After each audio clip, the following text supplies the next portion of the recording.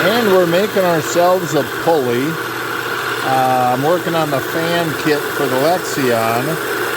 Everything else transferred over really well, except his bottom pulley is a bigger shaft than mine.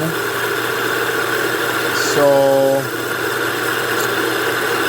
I found this pulley out on the barn cleaner. It's the same size, diameter, with a smaller bore, so I can bore it out to fit my shaft. And maybe we'll have something going. Otherwise, everything else transferred over really well.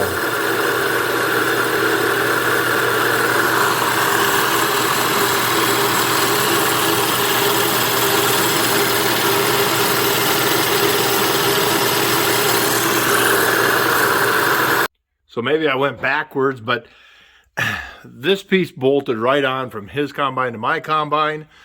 This bracket I just torched off the other combine and welded onto this combine. So now that other sheave will fit here, and now my variable will sit here, and it eliminates having a variable belt run down here. And I think that was causing a lot of problems, and Kloss must have recognized it because they updated to this much heavier duty system. And so we got the pulley here, and I can kind of wiggle him to get him started, and then he gets a little snug, but I bet with a block of wood and a hammer I could really get him going. So at this point, I'm just going to give the shaft a good emery cleaning, and maybe a little never sees, and then slide him on. And then I got to get, there's a tightener that bolts right here. So then we just have a nice V-belt down here, because what was happening before is, I think what was happening is, and Kloss, you can see the change they made to this iron is they now have a heavy piece of bracket that came up here and across on his, a much heavier piece of bracket, a bigger fan. In fact, this is the diameter of his shaft out there.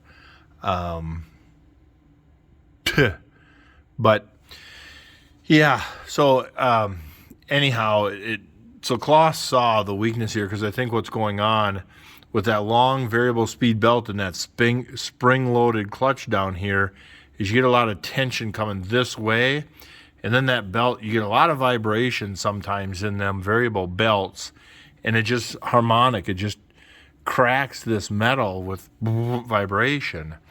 And so yeah, so we'll hopefully this will work. And it rained all day yesterday, so I'm just taking today to get this kit swapped over, so tomorrow I can get back on soybeans.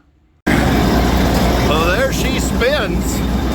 There she spins. She's running about 600 RPM right now, but look at that idler. That thing don't move a quarter of an eighth of a 16th of an inch. So you do that math, and about a 64th is about all you get there. That thing is steady.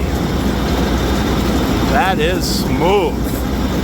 You know, sometimes it's nice to get lucky once in a while, ain't it? Combine runs pretty quiet, and yeah, so that turned out good. Let's see what we can get done.